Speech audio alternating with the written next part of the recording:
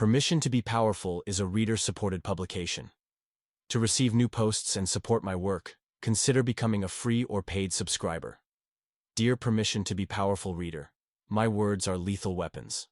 As a professional copywriter, I've persuaded millions with my words. I've spent over a decade studying the finest intricacies of persuasion. I've learned from some of the best communicators of our age. I've also read volumes about psychology and communication. All of that adds up to a pretty lethal skill set.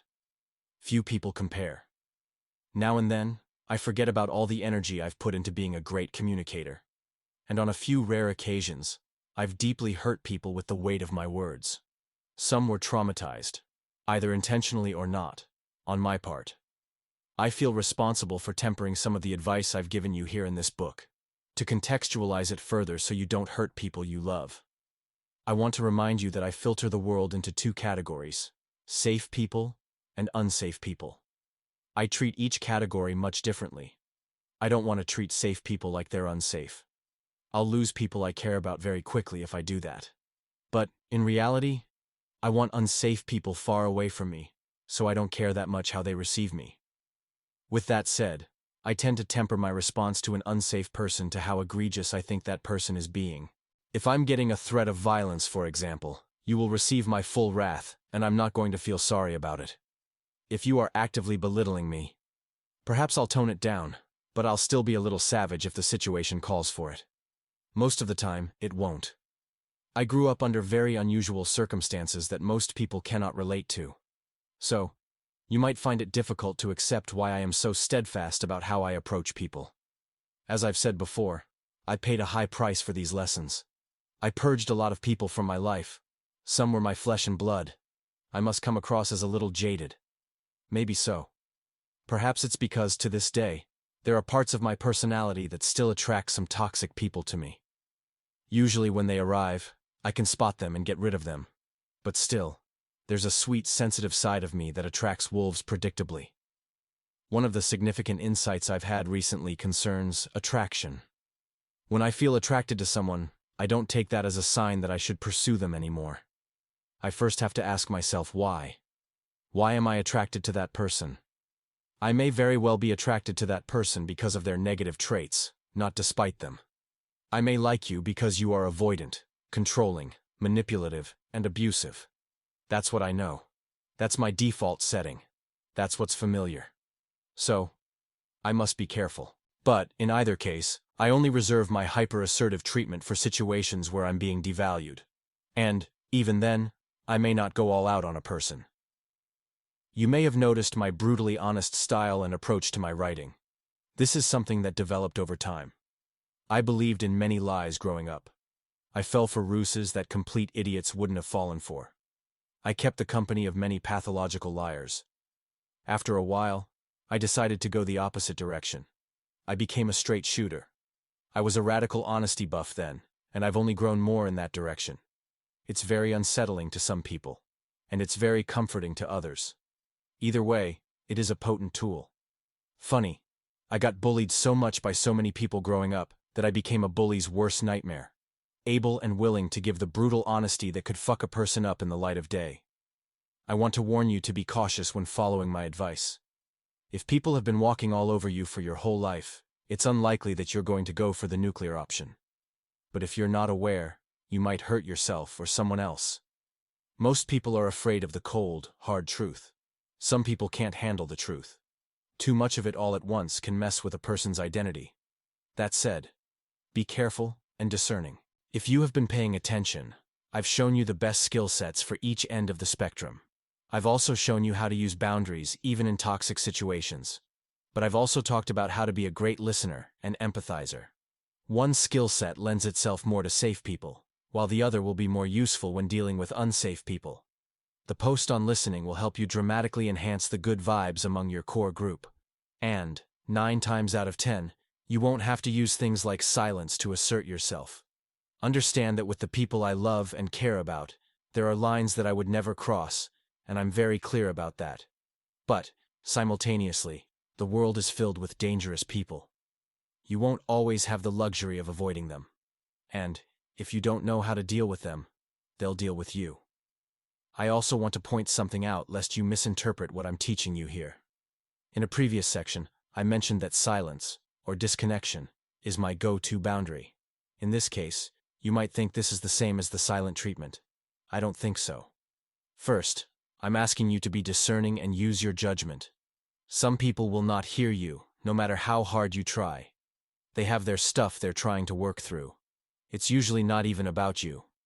But, if they can't hear the words coming out of your mouth, your next alternative is to speak with your actions. If that makes sense, it isn't about punishing people. And, if you do have to withdraw from someone like this, and you love them, it makes sense that you'll probably want to communicate why you pulled away after you did. That's what a healthy person would do. But you don't have to be so thorough with people who devalue you. I have one pet peeve. That's being nice to people who are putting me down. Every people pleaser knows what this is like. Someone's belittling you, putting you down, taking advantage of you, crossing your boundary, whatever the case may be. And there you are, with a goofy grin on your face like everything's fine. No. That kindness you're offering isn't mandatory. When you show allegiance to someone who crosses you, that's abandoning yourself. You don't have to play their game. Staying in people-pleaser mode with someone devaluing you is fighting for the wrong team. It's a needless waste of your resources. So, wipe that grin off your face. Through this process, I discovered an approach to relationship conflict that I enjoy and stand by. It comes more naturally to me as a writer, so I suppose I'm biased. But when I'm having a conflict with someone I care about, I may have the whole thing over email. This isn't for everyone. But here's my case in favor of fighting over email. I was in a toxic relationship with a gaslighting partner who did not fight pretty at all. So, I found that while she went out of her way to escalate conflicts, email was a great counterbalance. Email takes the intensity of a conflict way down. It gives each person time to stop, think, and consider the impact of their words. And they can never say they didn't say what they said, because now you have the receipts. On the flip side, since I have all of these tools in my toolkit and have this overgrown sense of justice, sometimes I think someone has gone too far. Their behavior is too far out of pocket. When that time comes, I've found myself teaching them a lesson they never forget. I love being that guy. Usually this entails a degree of brutal honesty they're not used to say the least. Everyone lives with a certain degree of dishonesty. There are truths about themselves that they're not willing to see or admit. Often those truths are evident to everyone around them, yet they refuse to see them. Use this one carefully. I love David Goggins. I once heard him say, "I'd rather you hate me and get better than like me and stay the same." This is what I'm getting at here. Sometimes, people need brutal honesty. But you must be very grounded and secure to be able to wield this particular weapon. As I've mentioned before, there are lines that you don't want to cross with your loving relationships. One such line is respect. With people you love, who love you and are being loved by you, you don't have to go all out. You can temper your honesty. You don't have to say, "Dinner's gross." You could say, "It's well made, but I don't care for it." But I don't think every person deserves your respect. Furthermore, sometimes pandering to people who mistreat you only inflates them and enables their bad behavior. Again, in this context, I'm talking about an unsafe person.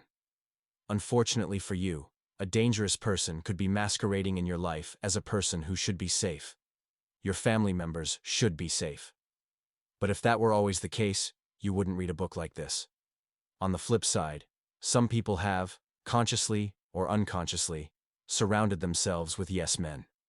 There may be a substantial unspoken rule they live by. I do what I want with impunity, and nobody can call me out. But everyone else's behavior is subject to scrutiny. Some people are not in touch with reality. Some people have made it their whole lives not hearing that their abusive behavior is wrong. That's why they're still treating the people around them like dirt. In cases like that, I feel a particular responsibility to say something. And sometimes, I get a lot of pleasure from doing it too. But then, there's another situation. I once had a friend who I loved very much. I knew she was unhealthy, but I still loved her, so I kept her a healthy distance away so we wouldn't clash. But one day, she crossed the line. I'm referring to someone who made it too far in life without feeling the consequences of her out-of-control behavior. When she crossed the line one day, I had to sit her down and tell her what I thought about her wild behavior. She couldn't handle it. We stopped being friends. Sometimes that happens. I miss her.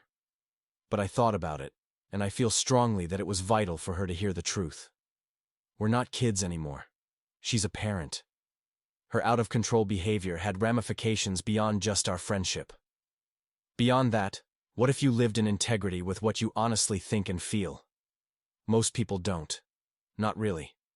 The more aligned your thoughts and words become, the more powerful you become, internally and externally. You don't necessarily need people to validate your knowledge, but a particular strength comes from being clear about what you think and feel, and knowing what you know. Knowing that your understanding is valid, enough to live by it. That's the right kind of growth in the right sort of direction. Until next time, Anton Dancer, writer, Buddhist. Permission to be Powerful is a reader-supported publication. To receive new posts and support my work, consider becoming a free or paid subscriber.